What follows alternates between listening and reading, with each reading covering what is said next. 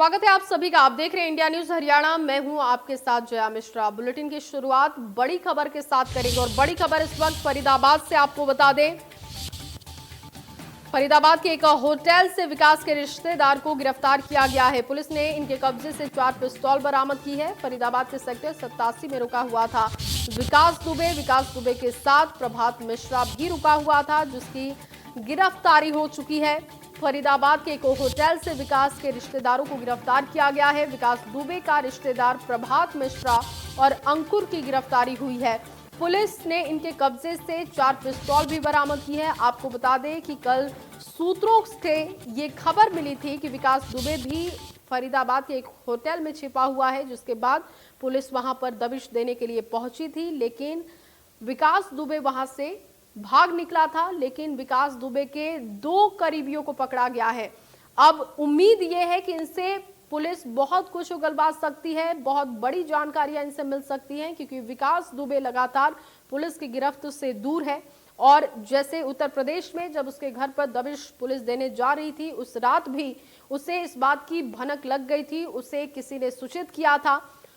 और अब जब वो फरीदाबाद से भी गायब हो चुका है, तो ऐसे में सवाल यही है कि आखिर विकास दुबे को ये तमाम जानकारियां कौन दे रहा है, आखिर कौन विकास दुबे की मदद कर रहा है। ये 3 तस्वीरें इस वक्त आपको दिखा रहे हैं। सीसीटीवी में जब विकास दिखा था उस वक्त की तस्वीर है, ये देख रहे हैं आप तस्वीर। विकास दुबे सीसीटीवी में कैद हुआ है। ये तस्वीर आपको दिखा रहे हैं जब वो फरीदाबाद के सेक्टर 87 होटल में पहुंचा था, उस वक्त की ये तस्वीर है। हालांकि जब पुलिस वहां जब तक पहुंचती तब तक वो फरार हो चुका था। दूसरी तस्वीर आप देख रहे हैं, हमीरपुर में विकास का गुर्गा ढेर किया गया। पुलिस की छापेमारी लगातार ताबड़तोड़ जारी है। इसी कड़ी में जो तीसरी तस्वीर आपको दिखा रहे हैं वो फरीदाबाद के सेक्टर 87 की तस्वीर है, जहां होटल में विकास दुबे छिपा हुआ था। उसके 2 लोग भी वहां पर उसके साथ थे, लेकिन विकास दुबे वहां से फरार हो गया। लेकिन उसके 2 करीबियों को पुलिस ने पकड़ने में सफलता हासिल की है। अभी भी सबसे अहम सवाल यही है कि आखिर विकास दुबे छिपा कहां है, आखिर कौन विकास दुबे की मदद कर रहा है, पल पल की सूचना उसे कौन दे रहा है, पुलिस के हर कदम की सूचना आखिर विकास दुबे के पास कौन पहुंचा रहा है। इस तरीके के तमाम सवाल अभी भी बने हुए हैं। फरीदाबाद में जब उसके साथी की गिरफ्तारी हुई थी, पुलिस की टीम जब वहां पर पहुंची थी, उस वक्त की तस्वीर आपको दिखा रहे हैं। उत्तर प्रदेश एटीएस और एसटीएफ की टीम लगातार संपर्क में थी दिल्ली पुलिस और हरियाणा पुलिस से। दूसरी तस्वीर आपको दिखा रहे हैं, हमीरपुर में जब एनकाउंटर किया गया उस वक्त की तस्वीर है। विकास का एक गुर्गा जिसका एनकाउंटर हुआ है, उसे ढेर किया गया, उस वक्त की तस्वीर आपको दिखा रहे हैं। तो 8 पुलिस वालों का हत्यारा विकास दुबे कहां है, कहां छिपा हुआ है, अभी भी ये सवाल बना हुआ है। हालांकि सबसे पहले उसके नेपाल भागने की भनक पुलिस को लगी थी, इस तरीके की संभावना जताई गई थी, लेकिन बाद में जानकारी मिली कि फरीदाबाद में वो छिपा हुआ है।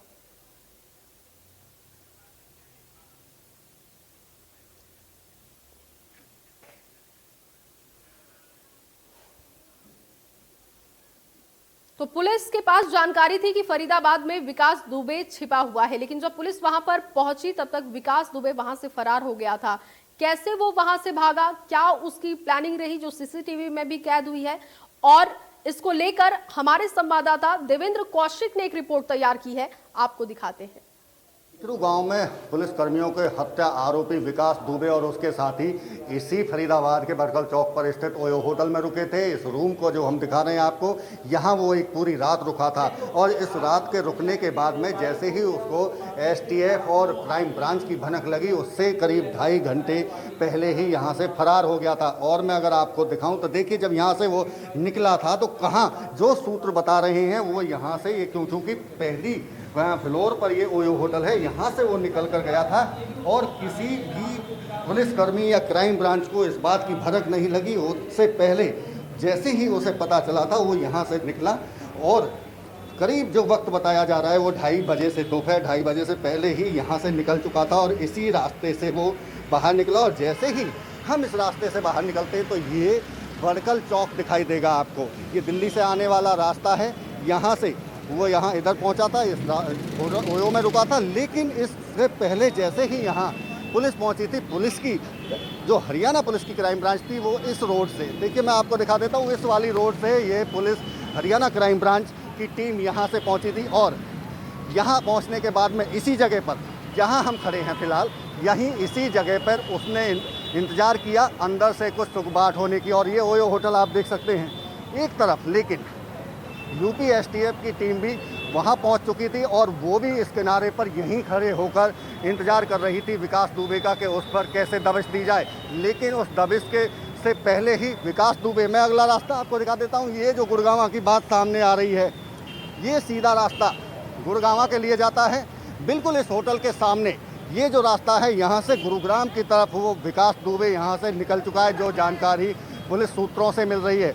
इसी के चलते हुए गुरुग्राम में भी अलर्ट किया गया है। लेकिन इसके साथ चूँकि ये रास्ता एक बार ये नेशनल हाईवे है और यूपी मथुरा कोसी होते हुए कानपुर इलाहाबाद के लिए भी निकलता है, तो वो इधर जाने की बजाय वो सीधा गुरुग्राम की तरफ भागा है। और गुरुग्राम में जिस तरह बताया जा रहा है उसके पास में अपना कोई व्हीकल्स नहीं है और वो किराए की टैक्सी से यहाँ से निकला था। लेकिन इससे पहले इसी होटल में, ये वही होटल है जहाँ विकास दुबे और उनके साथी रुके थे और जिनको विकास दुबे के अलग जो प्रभात मिश्रा जो भांजा है उसको यहाँ से पुलिस ने गिरफ्तार किया है। और एक जानकारी ये कि प्रभात मिश्रा की तरफ से पुलिस पर एक राउंड फायरिंग की गई थी और उस फायरिंग के बाद में अपना बचाव करते हुए एसटीएफ और क्राइम ब्रांच की टीम ने उसको धर दबोचा। इसके साथ इंदिरा कॉलोनी से एक अंकुर नाम के व्यक्ति और उसके पिता को भी पुलिस ने हिरासत में लिया है। बड़ी जानकारी ये है कि अब उन 3 लोगों को पुलिस कोर्ट में पेश करेगी, उसके बाद में रिमांड पर लेकर उनसे पूछताछ की जाएगी। फरीदाबाद से देवेंद्र कौशिक,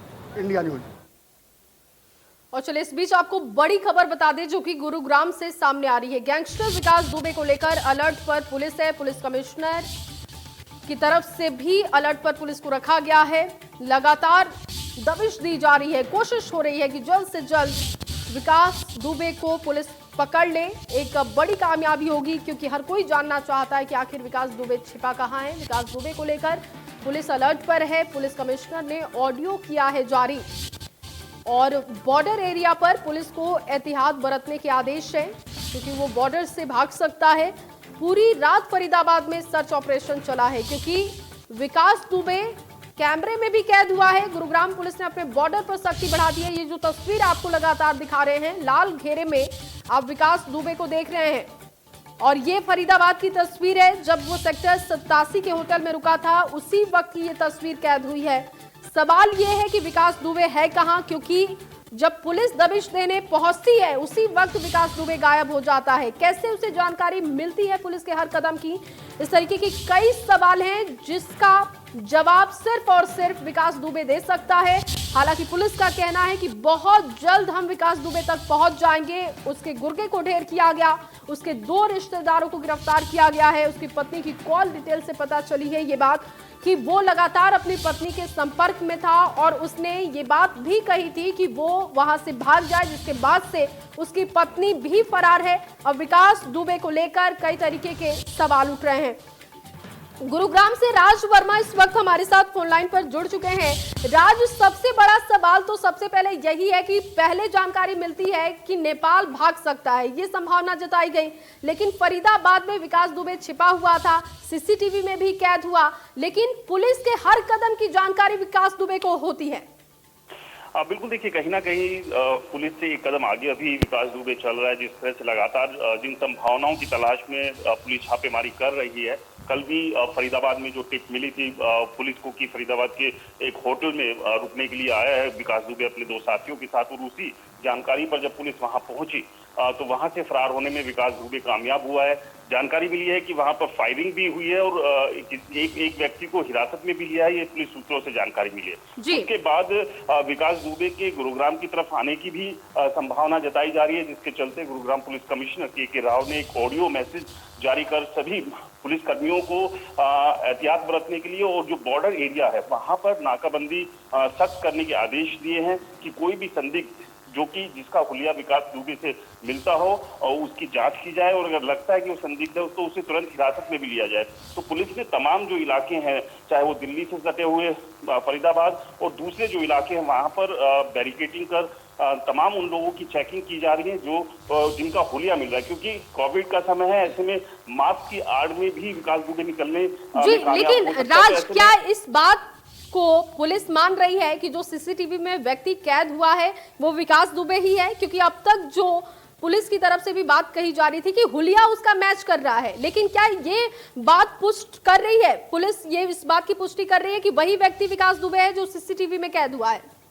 देखिए, पुलिस ने अभी तक कोई बयान जारी इस सब को लेकर नहीं किया है, लेकिन जो पुलिस से जो जानकारी मिली है और जिस तरह के पूरे हालात और तमाम जो अभी जांच सामने आई है उसमें पुलिस कंफर्म कर रही है कि जो ये व्यक्ति होटल में नजर आ रहा है जो सीसीटीवी कैमरे में, यही विकास दुबे है, क्योंकि काफी हद तक हुलिया भी मैच करता है और जिस तरह के हालात बने और वहां पर जो फायरिंग भी हुई है और जो जानकारी मिली है कि एक व्यक्ति को हिरासत में भी पुलिस ने लिया और उससे भी जो जानकारी मिली है कि यही जो व्यक्ति सीसीटीवी कैमरे में देखा गया है ये विकास दुबे ही है। तो अब ऐसे में दिल्ली एनसीआर में ही विकास दुबे की मौजूदगी है, तो अब बिल्कुल, और इसी वजह से एहतियात के तौर पर ये चौकसी बढ़ाई गई है और पूरी तरीके से पुलिस मुस्तैद है। बहुत शुक्रिया राज जुड़ने के लिए, बातचीत करने के लिए।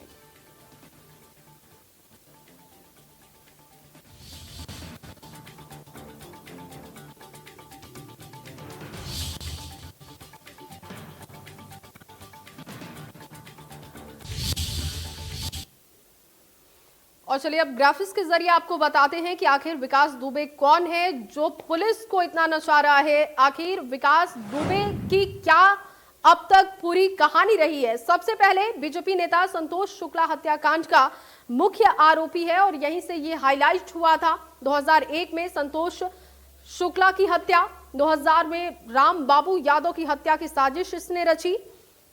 इसके बाद जेल के अंदर रहकर हत्या की साजिश रचता रहा विकास। 2004 में केबल व्यवसायी दिनेश दुबे की हत्या का भी आरोपी है विकास दुबे। 2018 में चचेरे भाई अनुराग पर जानलेवा हमला इसने किया। विकास दुबे की यूपी के बड़े राजनीतिक दलों में पकड़ है। बिल्हौर, शिवराजपुर, चौबेपुर, कानपुर नगर में इसका दबदबा है, लोग काफी इससे डरते हैं। जेल में रहकर नगर पंचायत का यह चुनाव जीत गया था। विकास दुबे पर 60 से ज्यादा मामले दर्ज हैं।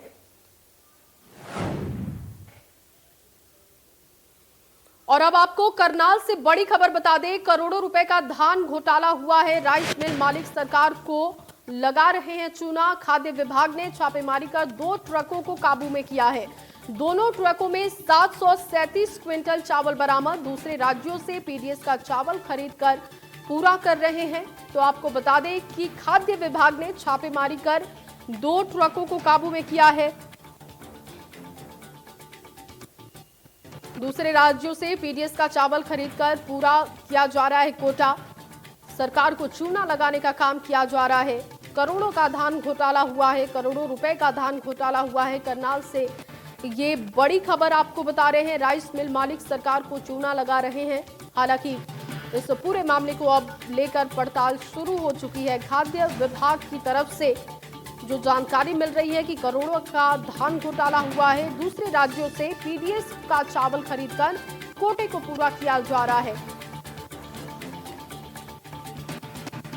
करोड़ों रुपए का धान घोटाला हुआ, इसमें कौन कौन से लोग शामिल हैं, अब इसकी पड़ताल हो रही है। राइस मिल मालिक लगातार सरकार को चूना लगा रहे हैं। इससे पहले भी राइस मिल मालिकों पर कई तरीके के आरोप लग चुके हैं धान घोटाले को लेकर।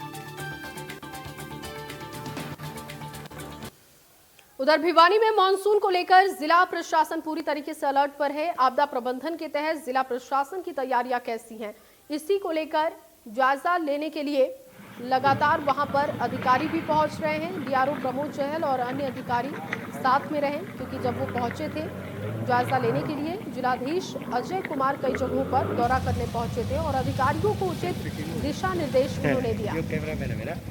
हमारे सहयोगी रवि जांगड़ा ने भी एक रिपोर्ट तैयार की है इस स्थिति को लेकर, आपको दिखाते हैं। तस्वीरें किसी झील या लेक या किसी झरने की नहीं है, बल्कि तस्वीरें भिवानी में वाटर वर्क्स की है, जहां पर आप देख पाएंगे बड़ा गहरा, कम से कम 12 फीट गहरा जो है ये टैंक है, जहां पर पानी मौजूद है और इसमें एक बोट, एक कश्ती जो है वो दौड़ाई जा रही है। और उसका पर्पज कोई और नहीं बल्कि बाढ़ राहत के मद्देनज़र वो तमाम चीज़ें उनकी जांच की जा रही है। चंद मिनट पहले यहाँ पर भिवानी के जिलाधीश अजय कुमार जी और उनके अलावा अगर बात करें भिवानी के राजस्व अधिकारी और साथ ही साथ प्रमोद कुमार और दूसरे अन्य अधिकारियों के द्वारा दौरा किया गया था वो चीज़ हम भी तफसील से देख रहे हैं कि किस तरह से यहाँ पर अब इन तमाम चीज़ों की जांच की जा रही है, तमाम इक्विपमेंट्स जो है उनकी जांच की जा रही है। मकसद क्या है सर आज अगर बात करें? सर इस सारे कार्य का मकसद ये है कि जो आने वाले समय में जो बाढ़ आने वाली है या बाढ़ आएगी या संभावनाएं हैं, तो उसके बारे में हम इसका मतलब किस्ती के ज़रिए से हम मतलब पूरा परीक्षण कर रहे हैं। इसका रिहर्सल चल रही है। ये सारा क्या हर बार इस तरह से जांच होती है? हर बार इस तरह से जांच होती है, अधिकारियों द्वारा जांच की जाती है और हमारे जो एक्सपर्ट हैं वो आते हैं और जांच करते हैं। सभी कर्मचारियों को इसकी ट्रेनिंग दी जाती है बाकायदा। आप लोगों को ट्रेनिंग दी गई है? हाँ जी, हमें ट्रेनिंग दी गई। एक बार कुरुक्षेत्र और एक बार यमुनानगर जाके आए हैं। वहाँ से हम ट्रेनिंग लेके फिर बाद में यहाँ पे आते हैं। किस तरह के अनुभव अगर बात करें, क्या आपदा के लिए पूरी तरह से तैयार अगर इस तरह की कोई आपदा आती है? जी, प्रशासन बिल्कुल तैयार है और हमारे जो स्टाफ है, मैं पिछले 94 से लेकर अब तक जो है ना इसमें ट्रेनिंग में हिस्सा ले रहा हूँ। अब मैं इंस्ट्रक्टर हूँ डिस्ट्रिक्ट भिवानी का और हर कार्य के लिए बिल्कुल तैयार है प्रशासन। चलिए, आपदा प्रबंधन की जहाँ बात आती है तो निश्चित तौर पर प्रशासन पूरी तरह से तैयार है। तमाम वो चीज़ें, चाहे तकनीकी तौर की बात की जाए, मैन पावर की बात की जाए, उन चीज़ों की ओर ध्यान भी दिया जा रहा है। वो तमाम चीज़ें देखी जा रही हैं कि आखिर जितने संसाधन हैं, जितने रिसोर्सेज, जितने सोर्सेज हैं, वो पूरी तरह से तैयार हैं अथवा नहीं है। हालांकि मानसून, प्री मानसून की बारिश आ चुकी है, मानसून की आहट वो हो चुकी है, लेकिन इस बीच अगर बात करें प्रशासन कितना तैयार है, वो तमाम चीज़ें वही उन्हीं की जांच यहाँ पर की जा रही है। वीडियो जर्नलिस्ट सुमित अवस्थी के साथ रवि जांगड़ा, इंडिया न्यूज़ हरियाणा। और मॉनसून को लेकर हमारे संवाददाता रवि जांगड़ा ने अधिकारी से भी बातचीत की है, सुनते हैं। राजस्व एवं आपदा प्रबंधन विभाग पूरी तरह से मुस्तैद है। तैयारियों को अमली जामा पहनाया जा रहा है और राजस्व विभाग के उच्च अधिकारी यानी जिला राजस्व अधिकारी प्रमोद चहल जी हमारे साथ हैं। उनसे बात करेंगे किस तरह की तैयारियां की गई हैं। सर, हमने देखा था पहले डीएम, उसके बाद आप लगातार तफसील से दौरा किया जा रहा है आपदा प्रबंधन की। अगर बात करें किस तरह की तैयारियां हैं बाढ़ राहत को लेकर, या फिर मानसून की बारिश अगर तेज आती है? अभी बारिश का सीजन शुरू हो चुका है, इसके लिए हमारे उपायुक्त महोदय ने भी मोटर बोटों का निरीक्षण किया है और चप्पू वाली बोटों का भी निरीक्षण किया है और उन्होंने एसडीएमओ की, तहसीलदारों की ड्यूटियाँ लगा रखी है। ड्रेनों को चेक करें, उनकी वीडियोग्राफी करा के भेजें और पब्लिक हेल्थ को भी शहर के नाले और नगर परिषद को भी बोल रखें। यानी माना जा सकता विभाग पूरी तरह से तैयार। कई ऐसे नाले हैं, बरसाती नाले हैं जो कि कहीं न कहीं अभी अटे पड़े हैं, उनके लिए किस तरह के निर्देश दिए गए? अभी सभी नालों की सफाई के लिए बोल दिया है और एसडीएमओ को आदेश दे देंगे वीडियोग्राफी करा के भेजें। अगर फिर भी कोई जनता कोई रह जाता है तो जनता बता दे, उसकी उसी महकमे से सफाई करवा दी जाएगी। मैन पावर की बात करें, रिसोर्सेज की बात करें सर, वो कितने तैयार हैं? हमारी तरफ से जितना भी आज तक सरकार से ट्रेनिंग ले सके हैं, कुरुक्षेत्र जाके बोटें चलाने की सभी की लिस्ट लगा दी है और कंट्रोल रूम बना दिया गया है डीसी ऑफिस में। कितनी बोट्स अगर 14 बोट्स हैं हमारे पास और 3 मोटर बोट हैं। 3 मोटर बोट है। 14 बोट्स, 3 मोटर बोट्स और जो कर्मचारी हैं, अधिकारी हैं, उनको पूरी तरह से विभिन्न विभागों के अधिकारी सर जी विभिन्न महकमों के कर्मचारियों को हमने ट्रेनिंग दिलवा दी है बोटें चलाने की। चलिए, तमाम अधिकारी, हालांकि राजस्व आपदा एवं राजस्व प्रबंधन विभाग वो पूरी तरह से तैयार है और उन्हीं तैयारियों का जायजा लेने के लिए यहाँ पर आज अधिकारी भी पहुँचे थे, जायजा लिया भी गया है। इस गहरे जलघर में यहाँ पर जो है ये बोट्स चला करके, मोटर बोट्स चला करके ये जायजा लिया गया है कि आखिर प्रशासन कितना तैयार है, कर्मचारी कितने प्रशिक्षित हैं, अधिकारी कितने तैयार हैं इस पूरे मामले को लेकर, और आखिर तैयारियां हों भी क्यों ना, क्योंकि जिस तरह का अंदेशा जताया गया है कि भारी बारिश आएगी और विगत में जिस तरह से 1995 यानी 1995 में जिस तरह के हालात हुए थे, एकाएक जब तेज़ बारिश आई थी, इस बात का अंदेशा नहीं था। तो प्री मानसून जो तैयारियां की गई विभाग के द्वारा वो मुकम्मल यहाँ पर कर ली गई है। वीडियो जर्नलिस्ट सुमित अवस्थी के साथ रवि जांगड़ा, इंडिया न्यूज़। वहीं नारनौंद के कोट कला में डेरे के एक महंत शुक्राई नाथ पर डेरे में ही सेवा करने वाले एक व्यक्ति ने तेजधार हथियार से हमला कर दिया। इसके बाद घायल महंत को गंभीर हालत में अस्पताल में भर्ती करवाया गया। पुलिस से मिली जानकारी के मुताबिक डेरे में काफी लंबे वक्त से विवाद चल रहा था और इसी विवाद के चलते डेरे में सेवा करने वाले एक युवक की महंत शुक्राई नाथ से कहा सुनी हुई, जिसके बाद कुछ देर के बाद ये मामला शांत भी हो गया था, लेकिन इसके बाद तेजधार हथियार से हमला उसने कर दिया। फिलहाल पुलिस ने आरोपी को गिरफ्तार कर लिया है और इस पूरे मामले की छानबीन हो रही है।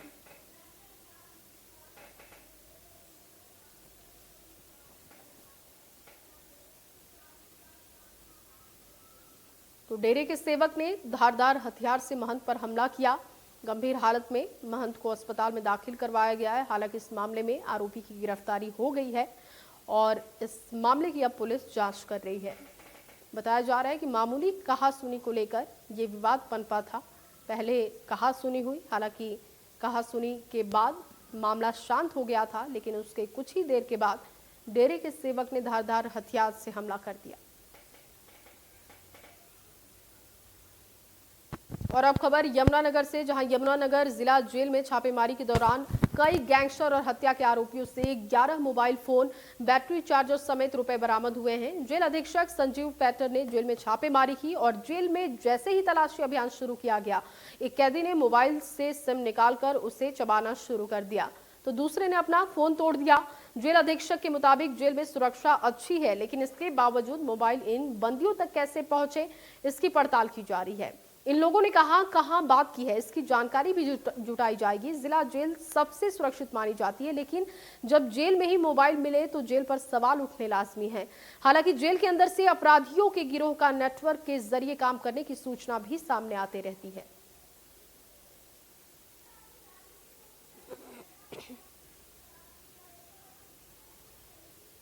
पूरे हिमाचल प्रदेश में इन दिनों जिला बिलासपुर के किसान ज्ञानचंद का बकरा चर्चा का विषय बनना है। ये बकरा काजू बादाम और हरी सब्जियों के साथ ही फलों और चने का भी शौकीन है। इस बकरे का नाम है हिमाचली राजा। आप भी देखिए। बीटल नस्ल का ये बकरा भैंस से भी ज्यादा कीमत का बिका है। किसानों का मानना है कि बकरीद आ रही है, उस वक्त ये बकरा लाखों में बिकेगा। आखिर ऐसा क्या है इस बकरे में जो इसकी कीमत आसमान को छू रही है? सबसे पहले इस बकरे के बारे में जान लीजिए। इस बकरे की लंबाई 8 फीट है, ऊंचाई 4.5 फीट। बकरे का वजन 1 क्विंटल 36 किलो है और इसकी मौजूदा कीमत 66,000 रुपए लगी है। इसका सौदा सुंदरनगर के व्यापारी जाकिर खान से हुआ है। इसको जो है खाने के लिए मैंने गायों का 1.5 लीटर शाम को दूध पिलाता था और सुबह भी 1.5 लीटर पिलाता था, बाकी बकरी का भी पीता था। उसके बाद मैंने इसको खाने के लिए हफ्ते का काजू बादाम 1-2 बार देते थे, बाकी चने की दाल, चना वगैरह इसको खाते हैं हम। इसकी डाइट है कम से कम किलो 1.25 किलो एक दिन में। ज्ञानचंद ठाकुर ने इस बकरे को बड़े लाड़ प्यार से पाला है। इस बकरे को शुरू से ही अच्छी खुराक दी जाती थी, जिसमें सुबह शाम गाय का 1.5 लीटर दूध, बकरी का दूध, हफ्ते में 1 से 2 बार काजू बादाम, चने की दाल और 1-1.25 किलो बीन्स रोजाना शामिल है। ये बकरा हरी सब्जियों और फ्रूट भी बड़े शौक से खाता है। ठाकुर ने बताया कि उसने बीटल नस्ल की बकरी पंजाब से खरीदी थी और उसके जो बच्चे हुए उनमें हिमाचल राजा सबसे शानदार निकला। इसकी लंबाई है 8 फुट के करीब और हाइट है 4.5 फुट और वेट है इसका 1 क्विंटल 36 किलो के करीब। तो अभी व्यापारी आए सुंदरनगर से, तो उनके साथ हमारा सौदा जो है वो 66,000 का तय हुआ। जो व्यापारी का नाम जो है जाकिर खान है, जिसने इस बकरे को खरीदा है। ये बकरा फिलहाल घुमारवी उपमंडल के तहत पड़ने वाली पंचायत अमरपुर के गांव अमरपुर के किसान ज्ञानचंद ठाकुर के पास है। उन्होंने इसे बड़े ही चाव से पाला है। 66,000 की कीमत वाला ये बकरा फिलहाल लोगों में चर्चा का विषय बना हुआ है। Mukesh Gautam, India news, Bilaspur. और चलिए रुकेंगे एक छोटे से ब्रेक के लिए। ब्रेक के उस पार देखेंगे देश प्रदेश की 25 बड़ी खबरें।